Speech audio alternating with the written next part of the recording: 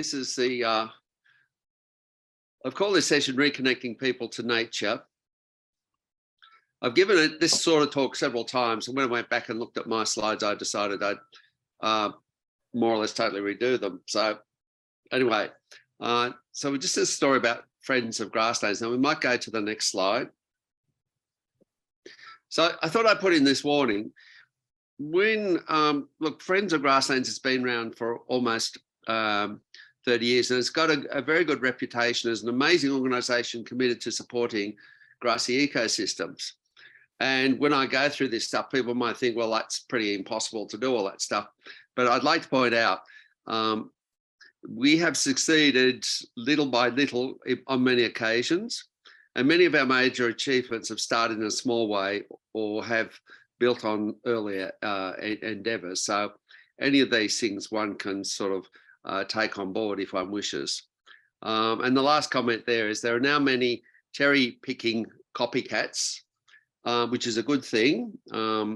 So it obviously what we do has some appeal to people. Next slide. So first of all, why grassy ecosystems?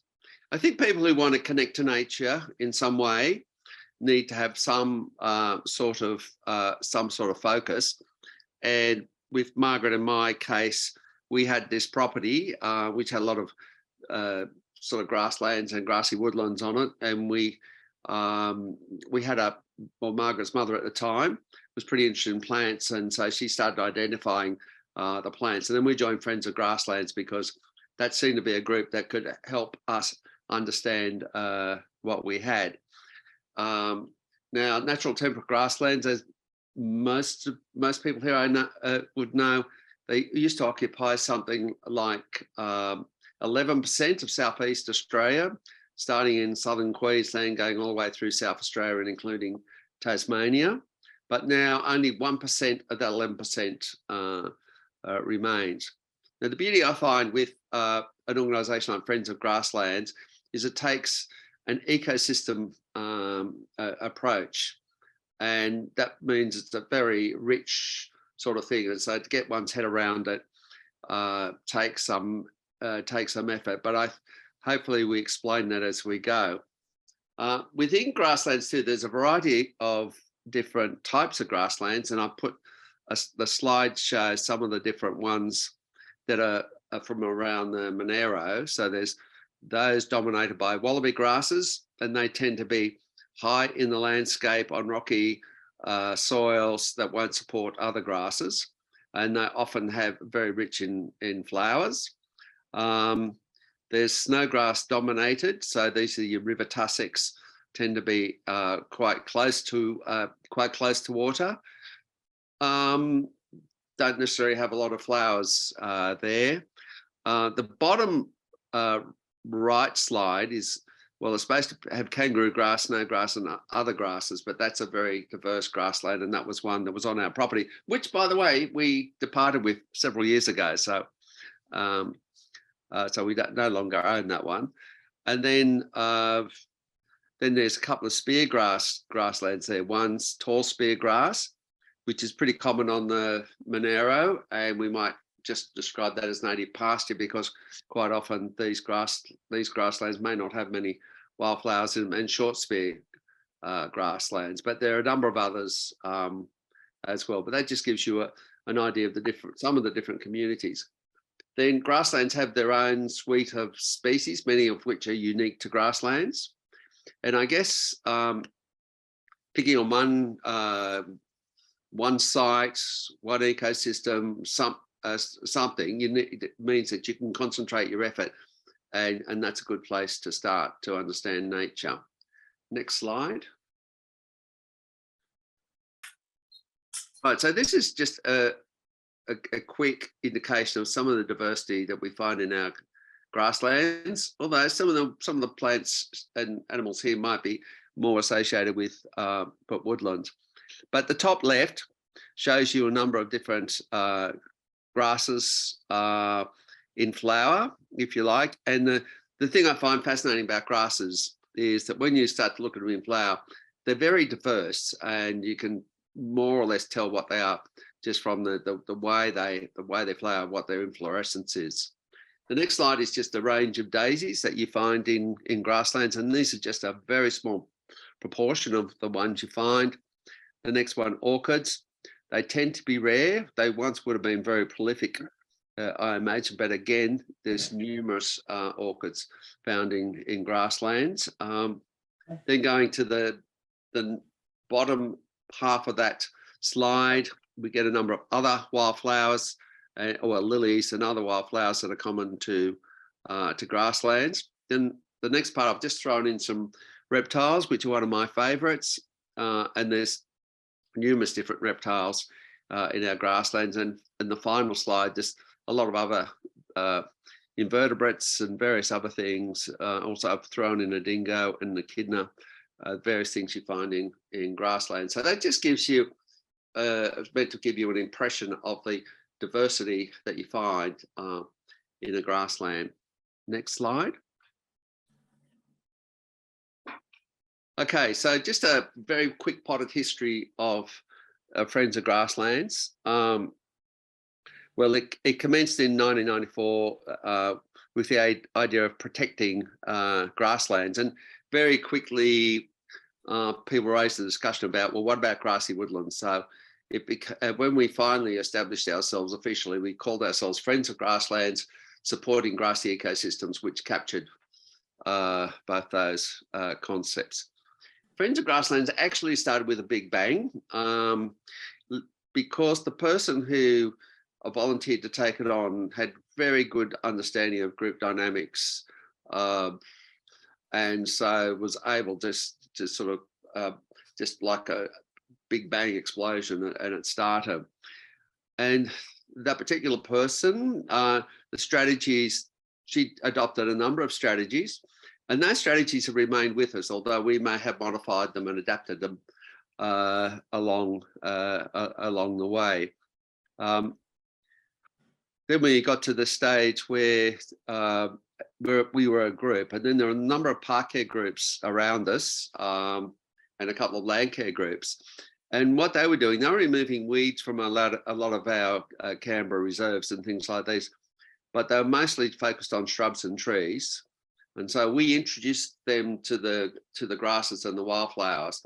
And since then, just so many groups in Canberra know all about the native vegetation and are fascinated by the grasses and wildflowers and other fauna, etc., that exist in these grasslands. So it's been one of our impacts.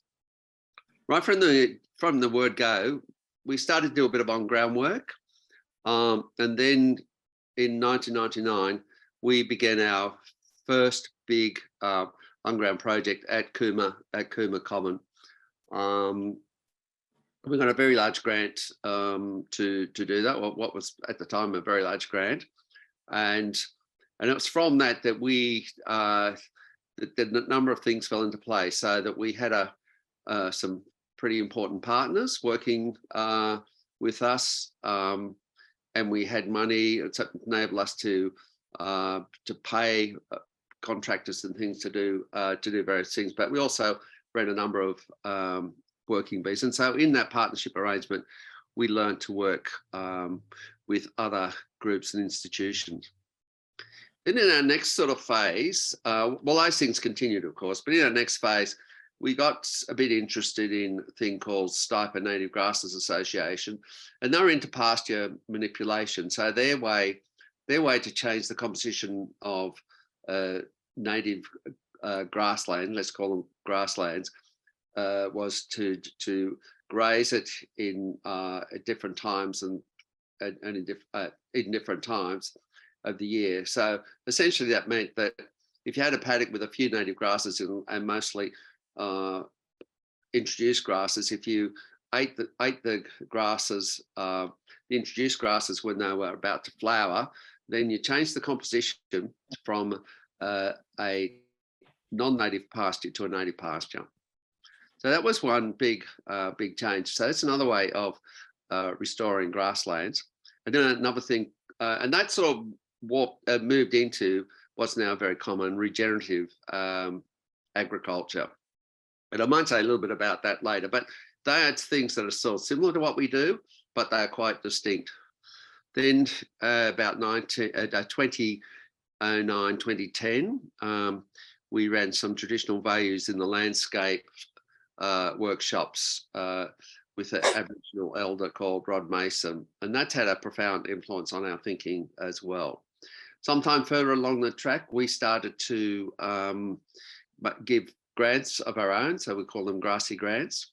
Now, the last thing there behind the scenes, I mean, all that looks pretty spectacular in a way, but behind the scenes, we have our usual differences of opinion, strong personalities, etc. After our Big Bang, we almost imploded. So, you know, it's like any group, we've had our ups and downs. The thing on the side is we put a poster together, and this was just the some of the plants from our Top Hut travelling stock reserve, which is one of our FOG projects. So that's near Adabidimi, if people know what the geography of New South Wales, up near the mountains. Okay, next slide. If anyone wants to jump in, please feel free. Now, these are let's start to talk about some of the strands of things that we do. So I've called this next one events that we organise, but this doesn't include our work parties. So over the years, we've run a number of major and minor workshops. Often we seem to have fewer of those these days, but these are very good at sort of bringing people together to discuss an issue or to work on something in a bit more detail. We also give presentations to other groups from time to time. But the main bulk of what we do are our field trips. And our field trips well, we are based in Canberra, but we have a big attraction to the Monero and the areas around us. A lot of our field trips have been in and around Canberra on the Monero, but we've gone a lot further afield into New South Wales, been into Victoria many times, down into Tassie, to South Australia, and so on. And some of these field trips might be just a very small event, or maybe be quite large, depending on a number of circumstances. Another thing we do is we visit a lot of properties. So people say, come and tell us what we've got. We try to fit people like that in. We might encourage them to join us first, but that's another way of exciting people about what they've got. We often give them a plant list and maybe some fauna, etc.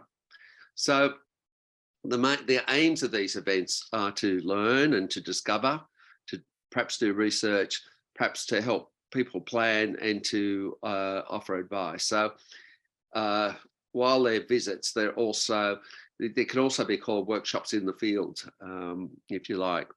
So, and what we're also doing in those things is sharing knowledge and insight. So also they're an opportunity for people to get together, and they often start talking about all sorts of plants and grassland issues.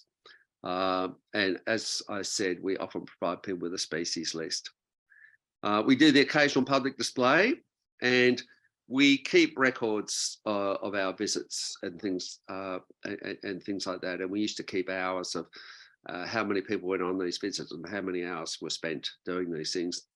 Now, the two little pictures there, one is the kangaroo grass in anthesis, or in flowers. So you can see the anthers appearing there. And then another one is the fringe lily, which is obviously a spectacular and not so small flower. Okay, next slide. Thank you. So then our on-ground work has probably become the predominant things of what we do.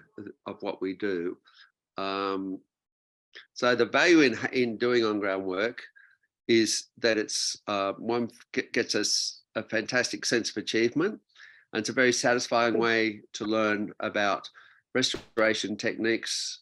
It's a good way to teach people things and to learn skills. And the role of a team leader is pretty vital, because the team leader organises these events and does a lot of the administration, etc., etc.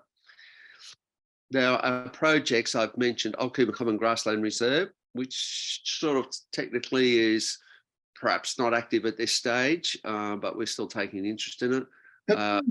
We do some work at Scottsdale, which is a bush heritage property, doing some monitoring there. Hall Cemetery is a very nice grassland with some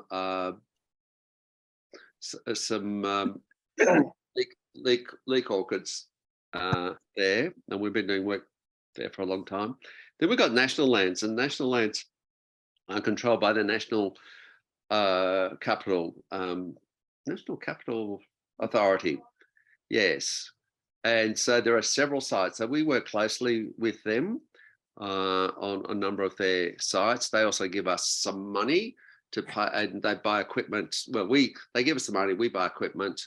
We pay for morning teas and things like that, and it also pays for herbicide. And then there's also part of that project is Blue Gum Point, which is actually ACT government-controlled land. The next one is Budgingalingi, that's at Franklin. That's one that Margaret and I are very closely associated with. Then there's Top Hut TSR, which we talked about a little bit earlier. Oh, and then we also do some monitoring of plants for the Ginninderry Trust. So a couple of those are in New South Wales and the rest are in the ACT. Another thing, when we decided we give Grassy grants, that's also another way of trying to influence people. And people who receive our grants say, well, if we physically can contact them, we will be visiting their sites, and they sort of become clients in many ways, because they sort of trying to get an understanding of how we understand these things. So our partners, well, there's quite a number of partners: Snowy Monaro Council, Bush Heritage, ACT Cemeteries Trust, National Capital Authority, the ACT Government Offsets Team, New South Wales Local Land Services, Department of Environment, New South Wales, and Ginninderry Trust I might have there twice, not sure. No. So by forming these partnerships, we have someone who has a lot of resources. Often they don't have the particular knowledge of the plants, and they don't have much knowledge quite often too about how to manage these areas and with weeds and how to go about restoring them. So that they are great partnerships, and then we can also help direct them to do the heavier tasks we see. So we might advise them about, burning, about major weeding things that need to be done, removal of trees, etc. So those partnerships are important for us, and both sides learn. And as the last point there, the partners provide funding. So methods, tools, and resources. Well, we do a variety of weeding. We use a variety of weeding methods and tools and equipment. Yes. We're also, a lot of these sites now being burnt, which is great. We've also got mowing done on some of these sites, so using mowing as a conservation tool. We are doing spreading seeds in a lot of these places, and at Budgingalingi, we've actually got a seed orchard that the government has set up, and which it grows the plants, collects the seeds, grows them on, and then might take the next generation of seeds to spread out. And we also do monitoring of these sites, and keeping records is important. Yeah, they're just two images of a couple of our projects. The bottom one is at Scottsdale, where we're doing the monitoring. The top one is one of the national capital project sites, where there's been a lot of timber cut down, introduced trees, and you can see them lying on the ground, and we're collecting them together so that they can be removed. Next slide. Oh, and then there's some more images. So the ones on the left are of Hall Cemetery. There's a pathway through the middle of the cemetery on either side. That's been mown fairly recently, and that's kangaroo grass. But the orchids are also in there, and that's quite a diverse grassland. Got lots of different types of lilies and other flowers in there. And below that is the woodland beside that, and that green you can see is microlina. So microlands is quite prevalent there, but we've been encouraging that and pushing back the phalaris that's there. The ones in the middle of slides of Budge and Galingi, and also the bottom slide is a wetland on that site. And then the top right is, which I won't really talk about much, but for people who know about Paul Gibson Roy, this is an example of one of his, or one of ours, but adapting his ideas of a scrape and sow. Anyway, we can talk about that later if people have questions or are interested. Next slide.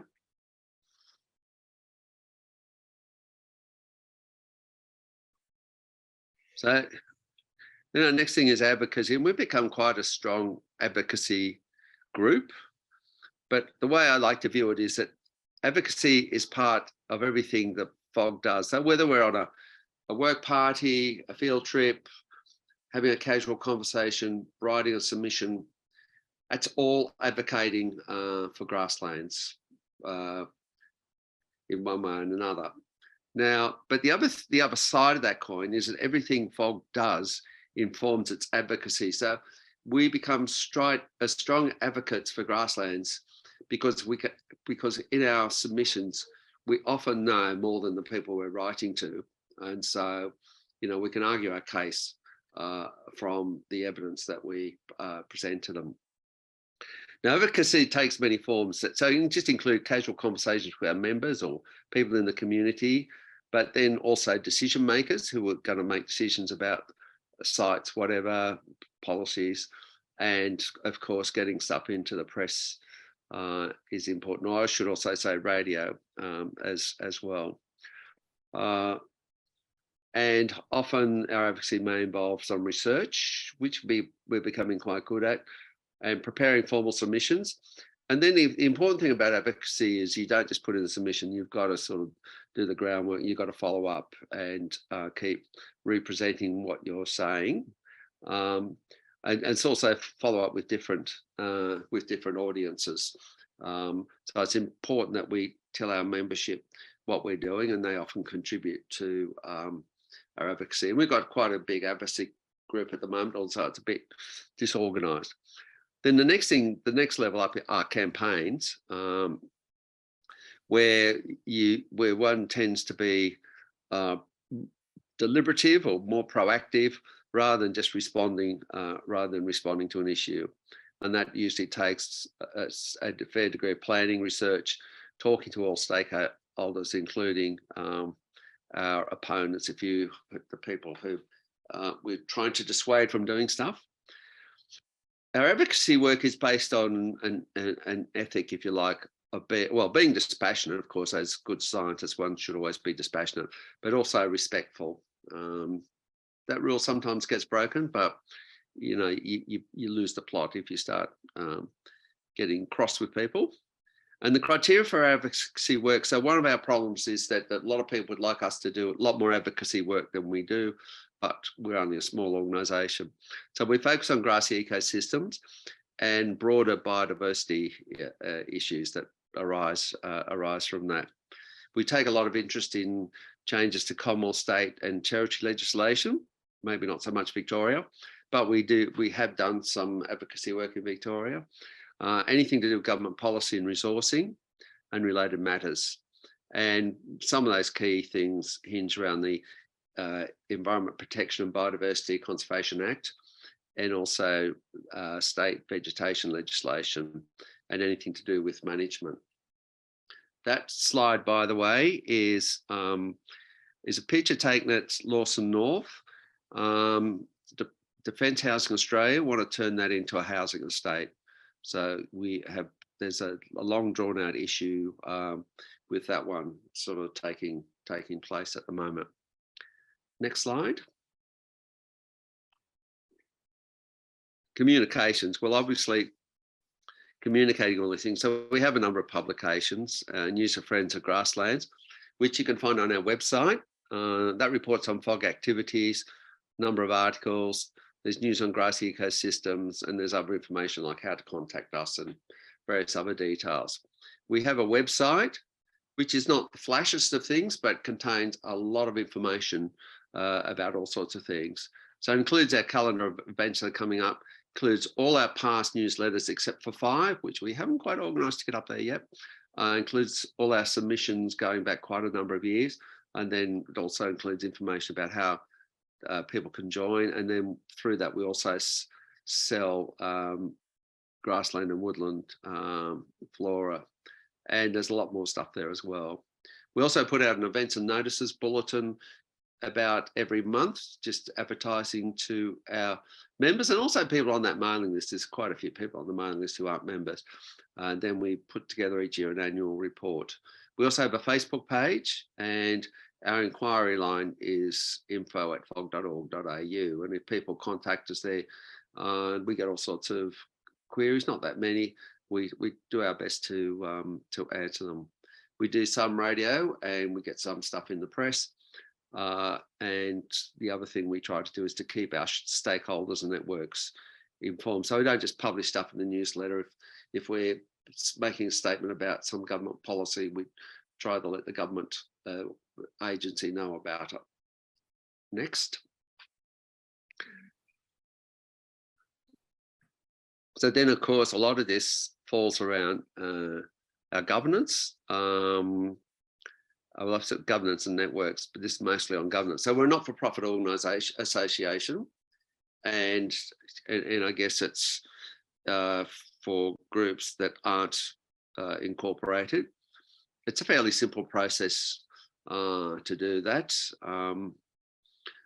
Then we have a largish committee that sort of takes major decisions. So we want to go in some new direction or take on some big project, then that goes to the committee. And the committee provides some overall coordination, but by and large, most of the work is done by project coordinators and the groups that they run. So on-ground projects, we have three coordinators doing that. So Margaret, who's there, she does Budgingalingi and Top Hut, but she's also involved in the other projects as well. Our president, Jamie Pittock, does all our National Lands project and Blue Gum Point, and then John Fitzgerald does Hall Cemetery, but he also assists Jamie in the National Lands. And yeah. Thank you, Margaret. Sorry, just comments in the background there. So there are 3 coordinators there. There's one person taking responsibility for or trying to coordinate advocacy, which is sort of that's sort of not organised as well as it might be at the moment. There's our newsletter coordinator with a newsletter group. Our events coordination and events and notices release is got 2 people working on that. Our Grassy grants has another group that sort of advertises those, assesses the applications and organises the grants. And then we've got Sarah Sharp, who organises the sales of our books. So another thing I think we've got is we do encourage delegation and responsibility. And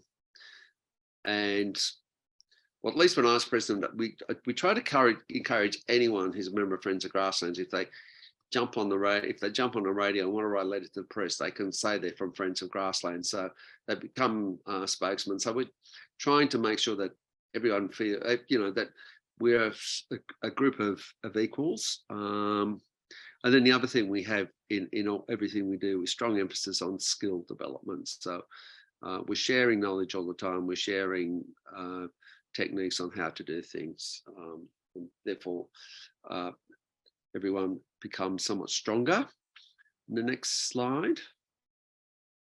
So our members, we've had about 200 members for many years now. And it never goes below that, but never goes much beyond it either. So the members are made up of professional scientists, landowners, land managers, and volunteers. And most of our members are either professionally and/or voluntarily involved in grassy ecosystems work. So that's sort of the way it works out. with our volunteers. So FOG doesn't have any employees, so we're all volunteers, and we try to discourage hierarchies. Now, Canberra is a very status conscious city in many ways, if you've worked in the public service, and we've just got to sort of break down some of those bureaucratic things that tie up bureaucracies which don't need to apply to a group such as ours. The other sort of egalitarian things we do, we tend not to pay speakers. Well, I don't think we ever do, but obviously if we're organising a forum, we may help out with people travel and stuff like that. Many of our members are experts in one way and another, and here I put in the statement, we rely on diverse human brains. So one thing I've learned about biodiversity, it applies to everything, and it applies to humans as much as anything. And everyone's brain is different, and everyone has a different set of skills and whatever. And we can get the benefit of that. I say members learn and develop skills. And in some cases, this has actually assisted some younger people to gain employment doing some of this work, which is pretty good. And we measure our contributions, I've mentioned before. And then I've been in lots of groups, and I always think, there's always some big philanthropist out there willing to hand them over great buckets of money. It's never happened. But the philanthropy comes from within the members of the group who are providing their own time and resources constantly. And then we're now also encouraging them to dip in their pockets, particularly around tax time, to donate money to various good causes that we've got. Then the financial side of what we do, our income. So we're now getting quite a few grants to undertake on-ground work with our partners. We get a membership fee, which is $30 for adults and families, or $10 for people on a social security benefit or something like that. We also now starting to get quite good money coming in from tax deductible donations and from our book sales. Our book sales in the past have generated quite a bit of money, which has enabled us to do a lot of different things. On the expenditure side, well, the newsletter, which doesn't really cost us a great deal. Because we get these grants, we then using them for ongoing contractors and some expenses of our ongoing groups. So with one of the grants we get from the National Capital Authority, for example, that pays for the equipment that we buy and for herbicides. Insurance is quite a big one. Then we're giving out about $6,000 or $7,000 a year in Grassy grants, our Grassy grants program. That provides up to $1,500 per each recipient. Then workshop expenses, that's not very frequent.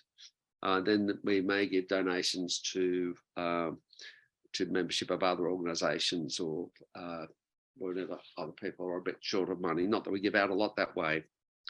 Okay, next slide.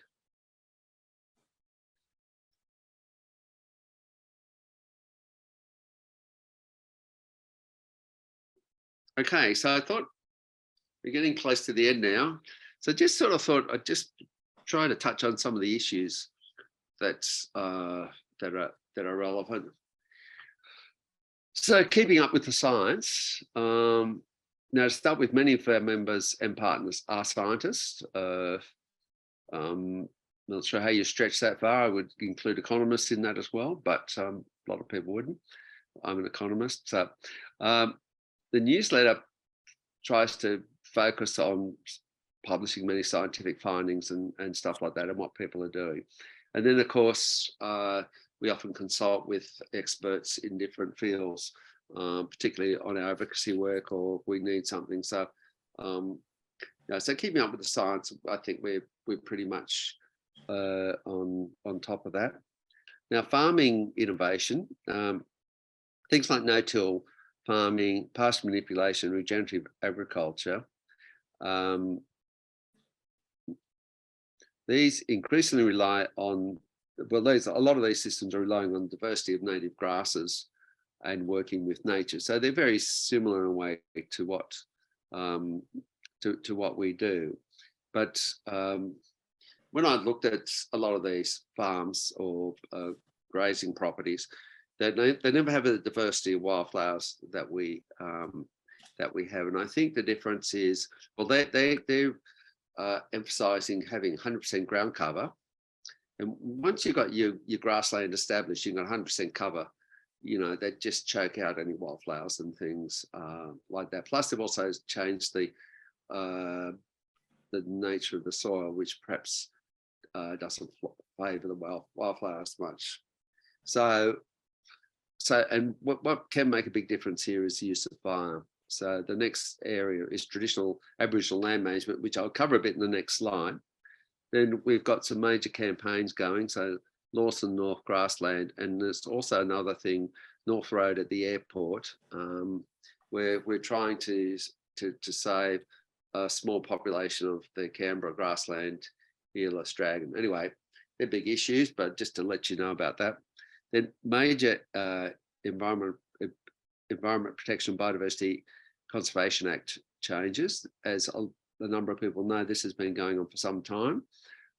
We put in a number of subs on this, and we'll continue to do it because we'd like to get a good outcome. Because part of the problem that we've got at the moment is the current way in which that act is administered. Too much is being lost to non-conservation development. And then the last thing, which I might just throw in, is developing measures of biodiversity. Next slide. So can we go to the next slide?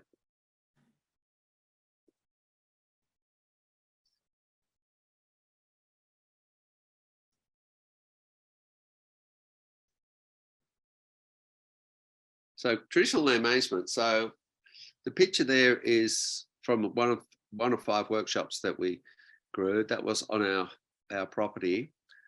We had this character called Rob Mason, who's actually the closest person there, but it's a bit hard. It's a bit hard to see.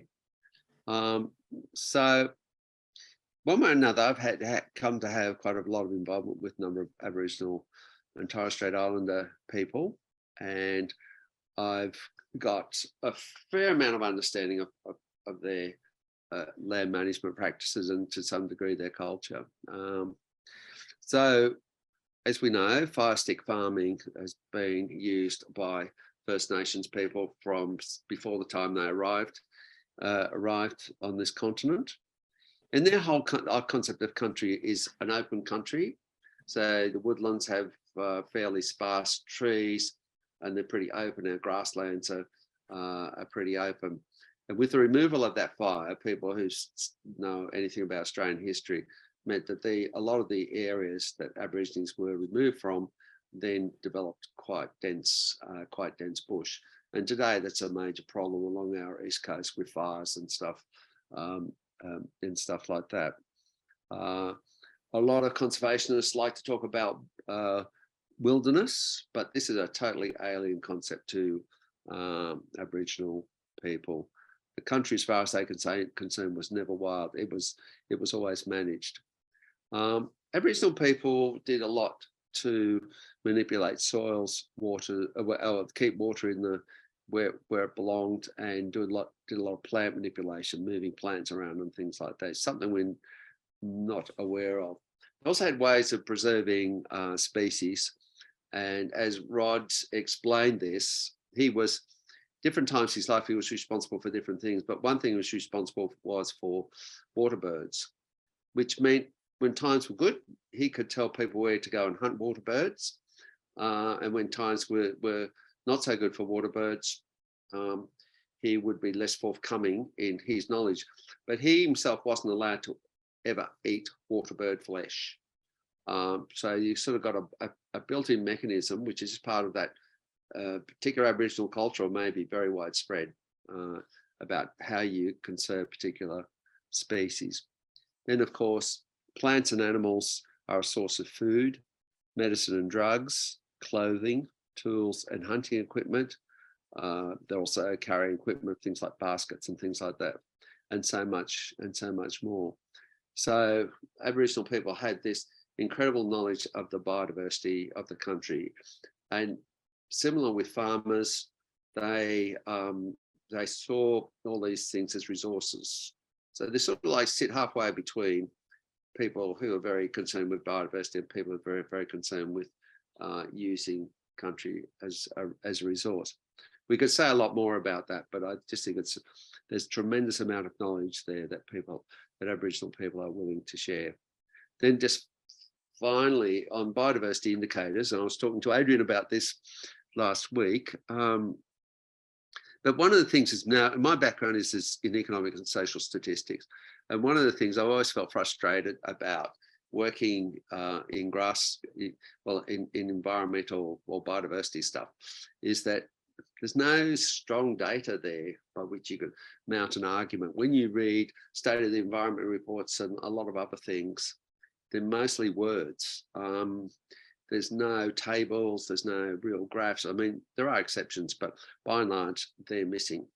So what I've been sort of working on, and it's just very preliminary, and I'm now trying to get other people to discuss this with me and see where we can take it, is that we would measure the following things that are there. So the first thing would be the total area of native vegetation in a particular jurisdiction, like starting with the ACT, for example, but hoping that would extend to other jurisdictions.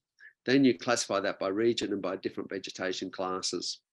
And so that's the first thing. And then the next part of that is to get a vegetation condition biodiversity, I should say biodiversity condition indicator.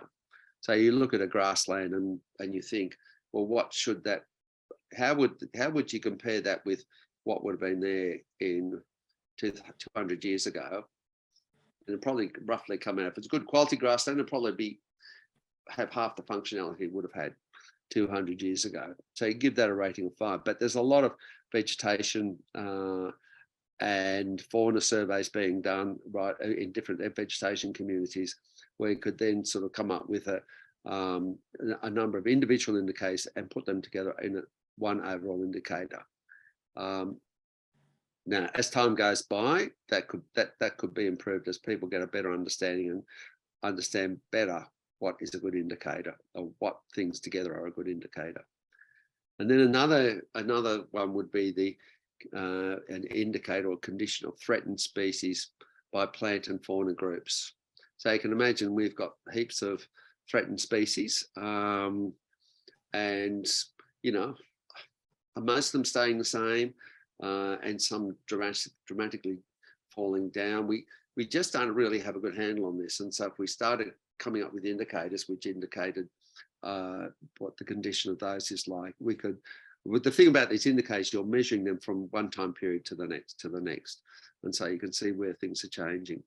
And then the other thing, which would be pretty easy to do, is expenditure by government, classified by vegetation class and by threatened species and by region. So I think there's some strong possibilities there. And next slide.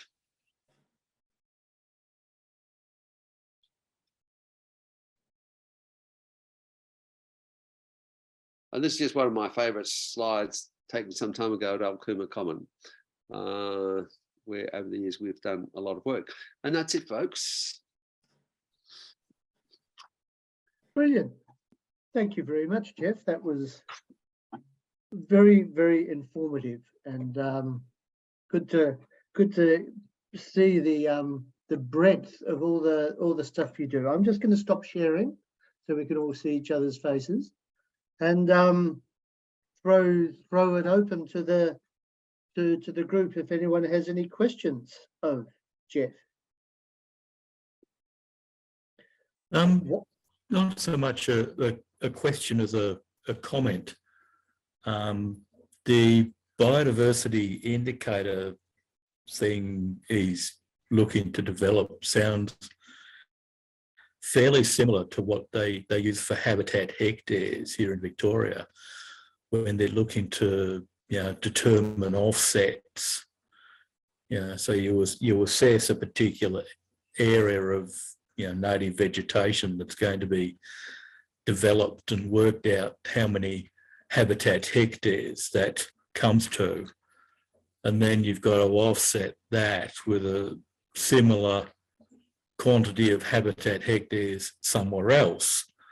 So it's a case of, you're putting numbers on things. I'm not too sure how valid some of these numbers are, but the whole offset system in Victoria is very focused on measurement and number crunching. Yeah, I just make two comments in reference to that. So what I'm trying to do is to get, when you say habitat hectares, I mean, yeah, it's very similar to what I'm talking about. But if it's for habitat hectares of a grassland, for example, we need to know what is the total area of grasslands in a particular region. So you're just measuring what you're doing with an individual project. You're just measuring that in relation to the project. And what we don't know is we don't know the overall aggregate for it. Now, how good is the quality of that stuff? Well, I suppose I've worked internationally and nationally on statistical standards and things like that. And in a way, if you come up with a measure, it doesn't matter, because once you've got a measure there, people will start thinking of better ways of doing it. And then you can go and revise the measure.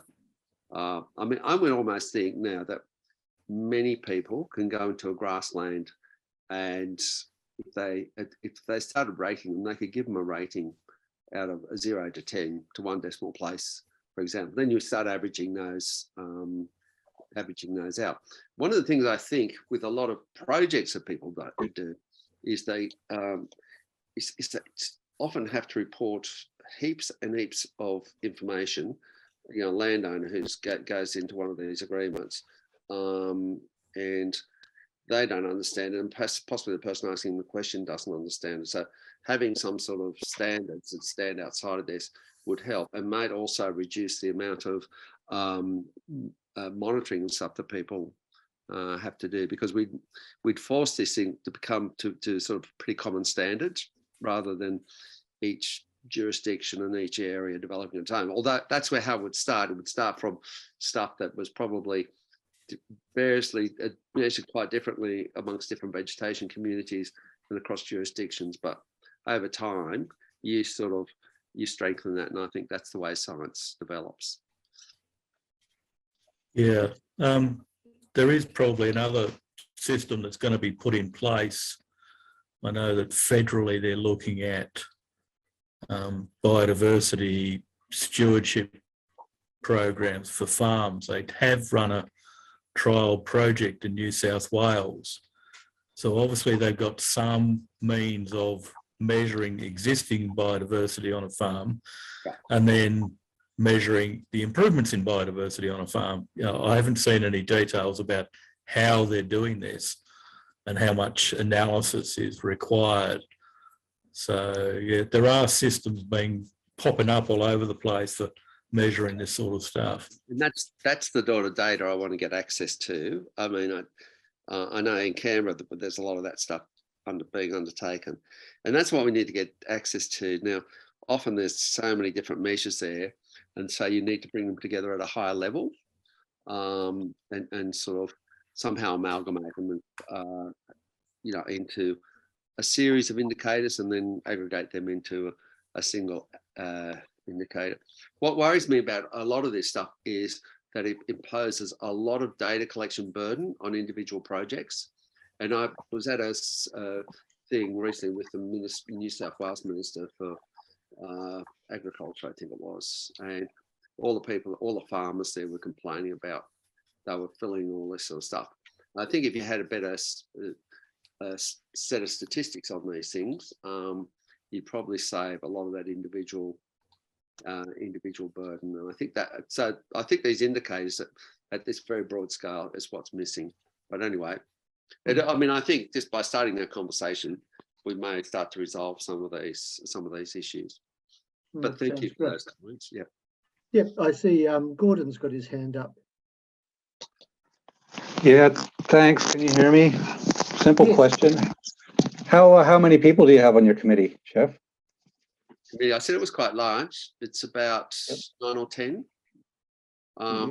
It started off as a large committee. Like when you incorporate, you can have a minimum number of people on the committee. 3 probably. But our committee has always tended to discuss big issues about where we're going, how does this fit into our objectives and things like that. And so by having a large number of people, all of whom these days are all sort of doing a fair bit one way and another. Yes, but it is a large issue. But one thing I tried to say at the beginning, I always sort of felt when we was trying to venture into new things, like when we took on that Ultima Common project, I thought, well, what's the minimum we can do to get away with this? Like if we get 5 people at a working bee every, mostly every month for the first 12 months and then fade out after that, is that meaning a commitment? And so if you have this sort of like, and with organising activity, you think, well, look, 3 people would like to do this. Well, we know 3 people would like to do it and they'll get something out of it. So that's a success. If you get 20, well, obviously that's even better. But so, and I think one of the good things I think about having an organisation like ours, particularly when it comes to advocacy, the group can put in a submission. If you put that submission in off your own bat, people will probably dismiss you as a crank or something, or something like that. So, yeah, there's this strength, even if there's only a small number of people doing things. We've got a question in the chat, Geoff, from Deb, who asks, well, thanks you first of all, but then asks, what do you think your greatest achievement at FOG is? And what do you think has given you the biggest win for Grasslands in general? I think the biggest achievement is really, well, when I look around me, I think, looking back, that when we started out, there were very few people interested in this who understood what it was all about, and now there's a lot of people, and across the nation, I think there's a lot of people as well. So I think it's just being part of that and being an innovator in those things and being able to take risks, etc. Look, I think we've had quite a number of big achievements, but sort of like it's all part of an organic whole, if you like, and it's our advocacy work, our field trips, it's just sort of, and they all work together. To me, it's sort of that sort of question is sort of saying, when someone's doing a political survey, what's more important to you? The environment, the climate change, education, health, the referendum on recognising Aboriginal people. They're all part of the same thing in a way. Sort of, you take out one of those things and the rest of them tend to fall down. So I guess it's the fact that it's a group that's got strong networks and a lot of other people are now on the same page, including our colleagues in Victoria. They've always been there and doing great things. And we've learned a lot from Victoria as well. I quite often quote the work. Well, I showed the book on sweeping, whatever it is, the book that came out of Victoria on the sweeping plains, land of sweeping plains. And I think that's something that gave us a lot of insights and stuff. As well. You guys worked on that. Sarah Sharp and Rainer Raywinkle were key participants in that process. So it was it was a multi-state event, that book. Yeah, indeed. Any other questions, Geoff? Any other questions of Geoff while we're here? Are many of you former public servants? There's a question from Mike Norris. Well, I am. My partner is. Yeah, a lot of people have worked in the public service, possibly a bit less. And some of the things they bring with them are good, and some of the things they bring with them aren't so good. So yeah. But our president now is Jamie Pittock. Probably many of you have heard him on radio and things like that. He's part of the Wentworth group of scientists, and he's very strong in advocacy and those sorts of things. So we've always had a fair few academics that are involved, but yeah, it's just it's a nice spread of people. Yeah, it's a good network to have. The academic depth and the public service know how to create change within policy and government and so on. There's too few public servants know how to do that. Yeah. Yeah. But they are there. Yep. Brilliant. Other questions from the group? Oh, yes. So none of you are paid? No one's paid. Okay. Well, I mean, people can always contact me too, or give me a call about anything. So yeah. Yeah. All right, Geoff, that has been absolutely fantastic. Thank you so much for your time.